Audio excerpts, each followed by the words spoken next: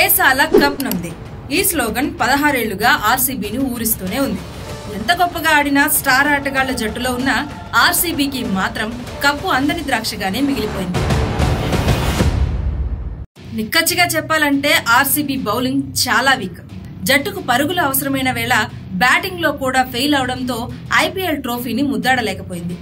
అందుకే ఈసారి టీం మొత్తం మార్చేసింది మేనేజ్మెంట్.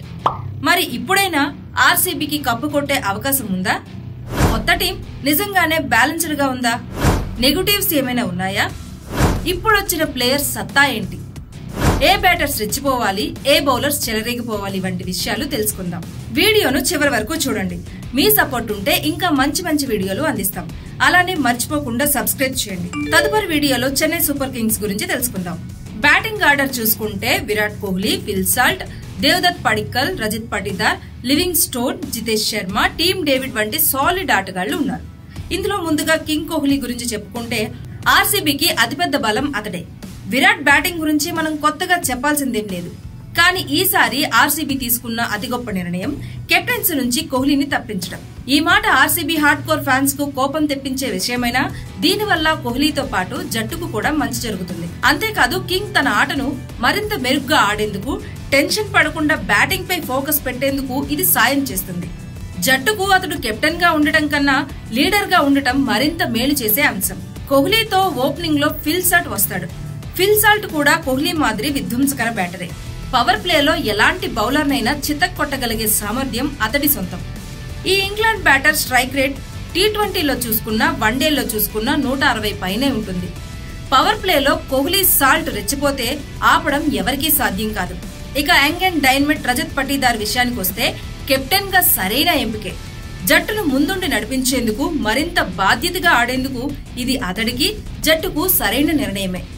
అనామక ప్లేయర్ నుంచి కెప్టెన్ గా అయ్యాడంటే అతడి ఆట తీరే కారణం. 2022లో ఐపీఎల్ ప్లే ఆఫ్స్ లో అతడు చేసిన సెంచరీనే తన తలరాతను మార్చేసింది.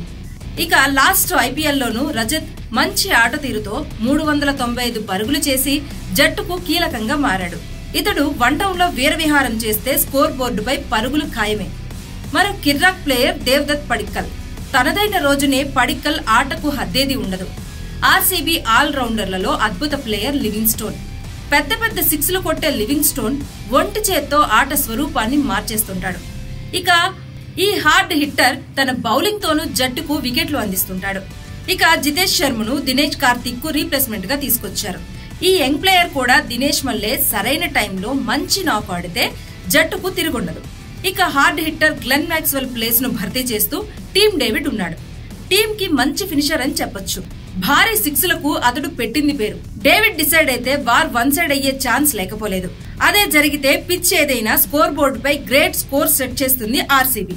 చాలా సార్లు పేలవ బౌలింగ్ తో పెద్ద పెద్ద స్కోర్లను కూడా కాపాడుకోలేకపోయిన ఆర్సీబీకి ఈసారి ది బెస్ట్ బౌలింగ్ టీం ఉందనే చెప్పాలి. జోష్ హేజల్వుడ్ గురించి చెప్పాల్సిన పనిలేదు.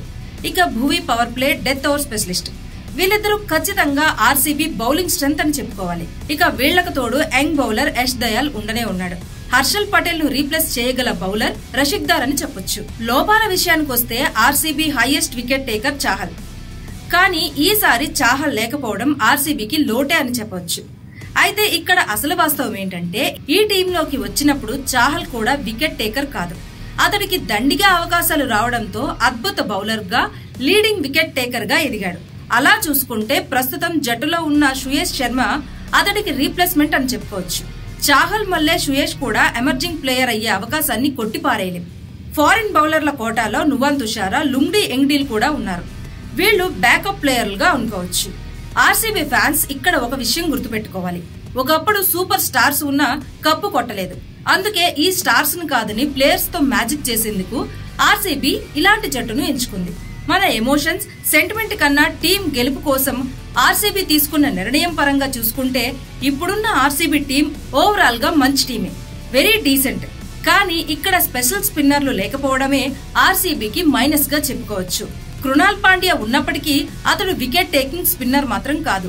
మొత్తంగా openers, middle orders, finishers, seam bowlers తో జట్టు సమతూకంగానే కనిపిస్తోంది. మొత్తంగా చూసుకుంటే మంచిగానే సెట్ చేశారు. టైటిల్ ఫేవరెట్ లిస్టులో ప్రతిసారి ఉండే పేరు ఆర్సీబీ. ఈసారి కూడా అందులో ఏమాత్రం సందేహం అక్కర్లేదు. కింగ్ కోహ్లీ మరోసారి తన రెన్ మిషన్ మోడ్ ను ఆన్ చేస్తే ఫిల్ సాల్ట్ దూకుడు కొనసాగితే పవర్ ప్లేలోనే రికార్డులు ఖాయం. ఇక రజిత్ పటీదార్ కెప్టెన్స్ ఇన్నింగ్స్ ఆడి పడిక్కల్ మెరుపులు మెరిపిస్తే ఆఖర్లో లివింగ్ స్టోన్, టీమ్ డేవిడ్లు తమ హార్ట్ హిట్టింగ్ తో బంతుల్ని అలా స్టాండ్ లోకి పంపిస్తే ఆర్సీబీ టైటిల్ కొట్టడం పక్కా. మరి మీరేమంటారు? మీ అభిప్రాయాలను కామెంట్స్ తో తెలియజేయండి.